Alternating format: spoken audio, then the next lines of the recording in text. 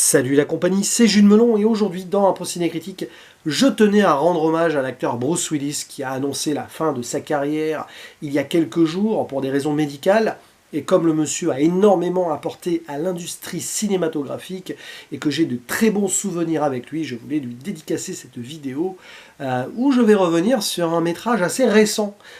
Pourtant, hein, on est d'accord, ça fait 10-15 ans qu'il a joué, on va dire, dans des œuvres plus que discutables.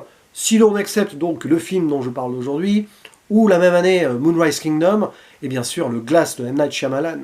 Mais là, donc, on va revenir sur ce film de science-fiction sorti en 2012 et qui va bientôt fêter sa première décennie, réalisé par Rian Johnson, Looper, donc, qui parle de voyage dans le temps, et au casting, aux côtés de Bruce Willis, nous avons Joseph Gordon-Levitt qui joue lui jeune.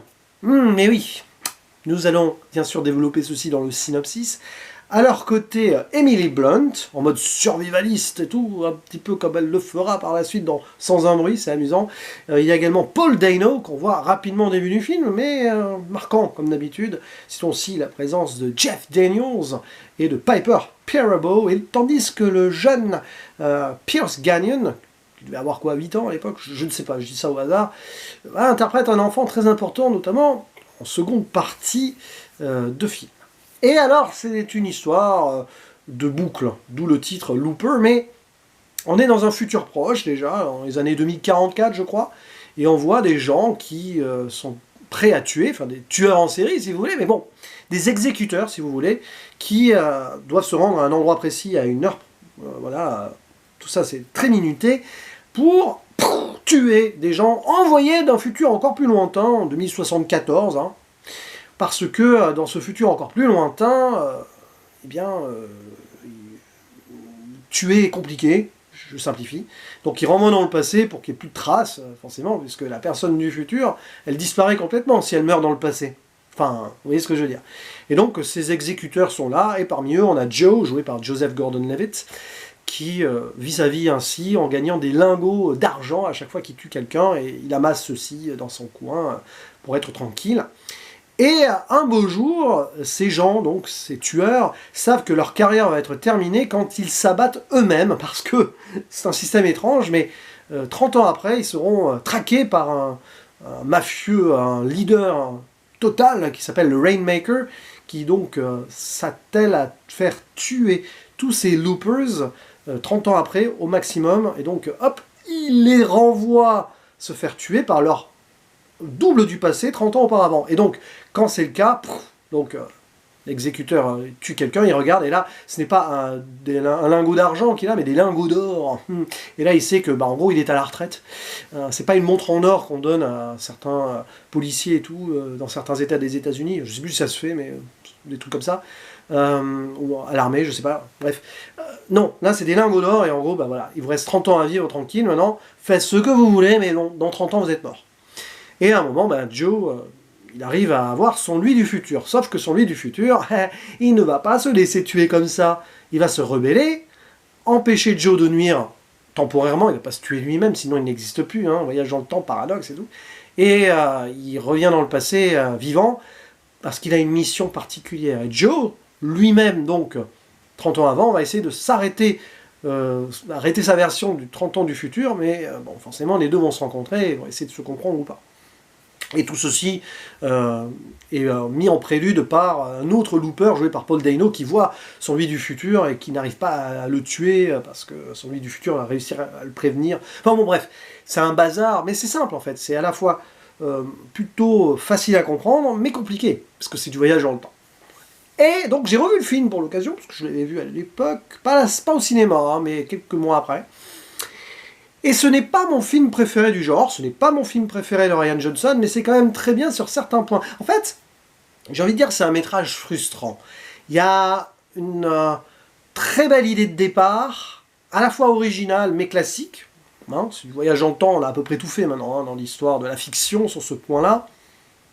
Il y a des subtilités intéressantes, mais aussi des clichés, des trucs qui ne vont pas, peut-être aussi, dès qu'on fait un scénario sur le voyage dans le temps, j'ai envie de dire, rien ne peut aller, parce qu'il y aura forcément toujours des contradictions, des trucs qu'on ne peut pas imaginer. Mais là, voilà. Et il y a aussi cette idée que l'univers qui nous est montré de façon subtile et tout, parfois n'est pas assez développé, il y a des intrigues parallèles, tout se recoupe, hein. Mais t'aimerais plus de développement, plus de choses, et c'est cloisonné sur un certain point. Ça évite des longueurs, clairement, parce que le film fait 2 heures à peine. Mais vu ce qui nous est proposé là, ça aurait super bien fonctionné en série, ou en film de 2h30, on va dire, allez, on gagne une demi-heure sur certains points, ou on enlève certains trucs. Maintenant, tu comprends pourquoi, voilà, des faux semblants, peut-être presque des fausses pistes pour un moment expliquer donc ce que va faire Joe âgé dans son passé. Vengeance, c'est essayer de rectifier l'avenir. Je n'en dis pas plus. Je ferai une zone spoiler vite fait quand même. Et donc, c'est vraiment bien. C'est du pur Rian Johnson, j'ai envie de dire, parce que le monsieur, par exemple, après, a fait un Star Wars, il a pris le projet à sa main et il en a fait un produit original, même si dans les codes, mais à part. Il a fait pareil avec le Whodunit et le très bon à couteau tiré. Et ben pour le voyage dans le temps, il reprend des codes, mais il fait quelque chose d'unique. Et c'est ça la force de Rian Johnson, je trouve, c'est que, voilà, il prend des histoires qui sont à peu près potentiellement bateaux, des univers déjà existants, et il arrive à se faire son truc, et parfois c'est brillant, comme à couteau tiré, parfois c'est très bien, comme Star Wars 8, oui, j'ai aimé, oui, il y a des gens qui n'ont pas aimé, mais moi j'ai aimé, même si sur la cohérence de la trilogie, on est d'accord, hein. Et là, j'ai aimé, mais sur le voyage dans le temps, je suis un petit peu plus pointilleux sur certains points. Cependant, l'ambiance est touchante, forte, poisseuse sur certains points, il y a des moments durs, et le final est très bon, même si c'est facile. Je vais y revenir en spoiler. D'abord, l'ambiance. Les acteurs, bon, allez, on va quand même en parler. Bruce Willis, oui, il est très bon parce que il y a ce côté vengeur, taf, comme ça, en mode action. Il n'a rien à perdre, c'est du pur Bruce Willis. On est content de le voir dans ce rôle-là. Après, ça sera plus compliqué pour lui, à part Glass, parce que c'est son ami M. Night Shyamalan qui a réussi à le... Hein. Mais ça passe. Cependant, il est presque éclipsé, Bruce Willis, par sa version jeune. Donc, Joseph Gordon-Levitt. Je dis ça parce que les deux ne se ressemblent pas trop. Mais pour l'occasion, Joseph Gordon-Levitt, bon, on lui a mis des petites prothèses et tout, vite fait. Hein. Mais alors, il a joué beaucoup sur les expressions d'un Bruce Willis jeune qu'on a pu voir dans la trilogie Die Hard, par exemple. Et dans le regard, c'est génial. Vous concentrez sur le regard à certains moments du Joe jeune, donc Joseph Gordon-Levitt, et vous avez du Bruce Willis là-dedans. Et c'est très fort, parce que jouer sur le regard, c'est le plus difficile pour un acteur, je pense. Vraiment, ce métrage prouve que Joseph Gordon-Levitt est un très bon acteur. Mais bon, il n'avait pas attendu ce film pour le prouver, je pense. Et Emily Blunt, badass, mère courage, oui, sans un bruit, donc, mais avant. Après, le côté un peu survivaliste et tout, ouais, attention aux gens qui viennent me perturber. Bon, on comprend pourquoi, parce que son fils est particulier, mais ça, j'y reviendrai après, un peu plus dans la zone spoiler. Parce que c'est toute la deuxième partie du film qui est très différente de la première, là aussi. L'équilibre, t'as du mal à... Mais tu vois l'idée, mais c'est bizarre, t'as 2 films en un, pour que tout se recoupe au final.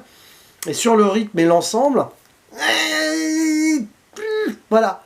Ça a beau être réussi factuellement, les idées sont là, c'est bien écrit quand même. À un moment, voilà, un petit déséquilibre qui se fait quand même, et du coup, bon, heureusement le final est liquidé, parce que sinon... Puis il y a tout cet univers dépeint, donc on est dans un avenir proche, où des gens ont un petit peu un pouvoir de télékinésie. T'as l'impression que c'est un peu sorti du chapeau, en plus, pour faire joli, mais non, il y a une idée derrière, forcément. Là, le mafieux local de 2044, joué par Jeff Daniels, tu vois, c'est un personnage qui aurait mérité plus de développement. À un moment, tu vas imaginer des choses sur lui, mais bon, pas plus que cela. Paul Dano, pareil, ça donne lieu quand même à quelque chose d'horrible avec son double, donc qui réussit à le... Donc, lui, plus vieux de 30 ans, qui réussit à survivre. Ouais, il y a une scène de torture temporelle, on va dire ça comme ça, c'est bizarre, qui me rappelle d'ailleurs un passage en Fréquence Interdite vers la fin du film, si vous voyez ce que je veux dire, si vous connaissez les films. Très bon film, Fréquence Interdite d'ailleurs, qui parle aussi de voyage dans le temps, mais différemment, à travers des ondes radio. Je vous le conseille, j'en avais parlé il y a quelques années, enfin, il y a un petit moment maintenant, de Fréquence Interdite. Bon bref, restons ici. Et le final, qui rappellera beaucoup, c'est pas un spoiler de le dire, mais bon, si vous avez vu les 2 films ou pas les 2 films, c'est peut-être différent. Ça rappelle l'effet papillon avec Ashton Kutcher, voilà. Mais sinon, ouais, donc l'ambiance, télékinésie, oui, c'est pas très développé, on est dans un avenir proche, on le voit, mais il y a des petits trucs qui changent.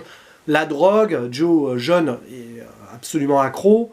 Très égoïste aussi, on a ces thématiques-là qui sont intéressantes quand même, parce qu'on a le Joe tueur, qui ne pense qu'à sa gueule, et pas trop de sentiments, mais il va découvrir que le Joe âgé lui, a vécu l'amour, et donc, eh oui, l'évolution, ils vont se faire face, et l'un va se reconnaître plus jeune, en disant « Ah, j'étais comme ça », et le plus jeune, il va le voir plus vieux, en disant « Ouais, ok, c'est génial, c'est bien l'évolution que tu as eue, mais moi, j'ai pas encore vécu cela, hein, j'en ai rien à fiche. » C'est étrange, mais c'est logique aussi. Bizarre, je sais pas comment on réagirait face à notre vieux nous, qui aurait vécu des choses qu'on n'aurait pas imaginé vivre. C'est bizarre, essayez d'avaler cela. Il suffit de se mettre soi-même 20 ans avant et se dire « Waouh, jamais j'aurais pensé que je serais là aujourd'hui, comme ça. » Ouais, c'est intéressant psychologiquement, il y a des trucs.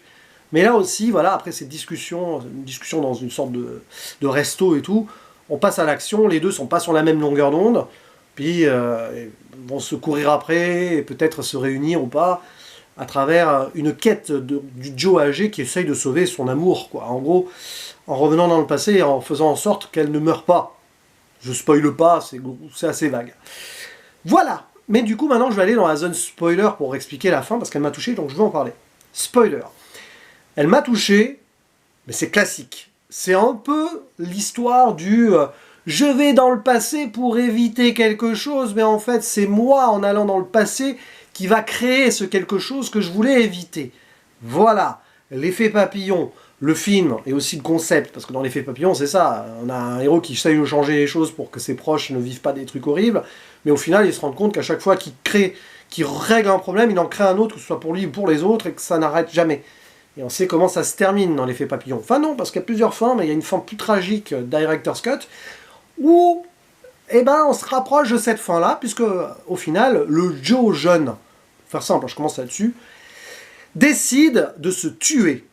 Parce que c'est lui, âgé, en revenant dans le passé, qui va créer le terrible méchant, le Rainmaker du futur.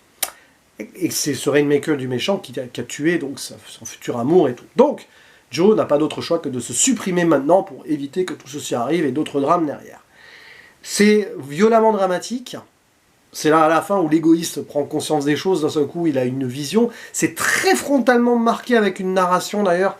C'est un peu maladroit, mais ça passe quand même sur le plan émotionnel, vu la scène avec la mère qui protège son fils, etc. Parce que le gamin, donc, c'est ça l'intrigue, hein, le Joe vieux, il veut revenir dans le passé pour trouver le gamin qui deviendra le Rainmaker, donc celui qui fera n'importe quoi. Et il y en a 3 sur la liste qui sont nés au même hôpital le même jour.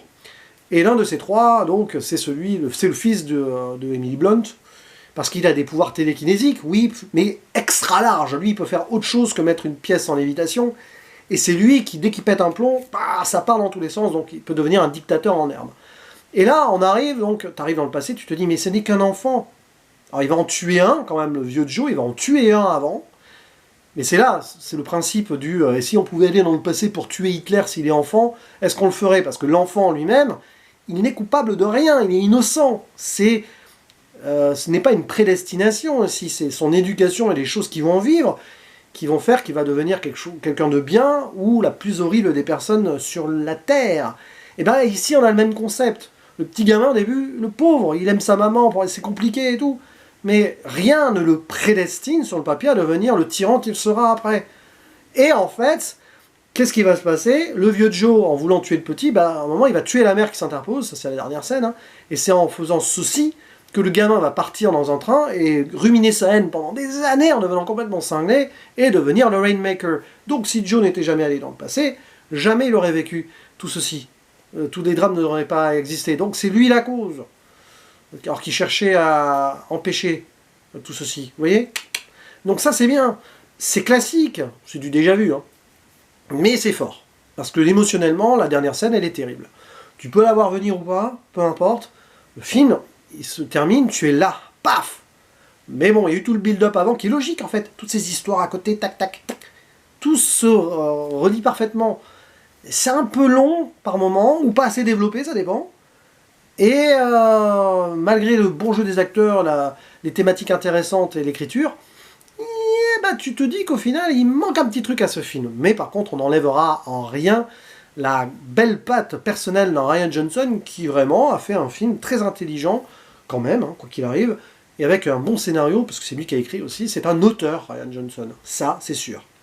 Et je referme ma zone spoiler pour cette vidéo qui risque d'être un peu plus longue que d'habitude, mais bon, évidemment, dès qu'il y a une zone spoiler, je blablate plus. Bref, conclusion, tout ce looper, pardon, n'est pas le meilleur film de voyage dans le temps, non. Mais c'est un film à la fois, bon, stéréotypé, mais très original. C'est un film d'auteur, qui prend au trip sur certains points, qui fait réfléchir sur plein de choses, notamment dès qu'on a son final qui nous pète à la gueule. Et sur le plan psychologique, oui, tu te dis des choses que, voilà, est-ce que tu irais dans le passé pour empêcher quelque chose? Sur quel principe, prédestination ou pas, voilà. Comme quoi, si le voyage dans le temps existait déjà, on serait pas dans le caca, clairement. À mon avis, continuum espace-temps, nom de Zeus, exploserait direct. Et ce serait, mais alors, terriblement compliqué pour l'être humain de gérer cela. Déjà qu'avec des trucs terre à terre, on a du mal par moment. Alors là, je vous en parle même pas.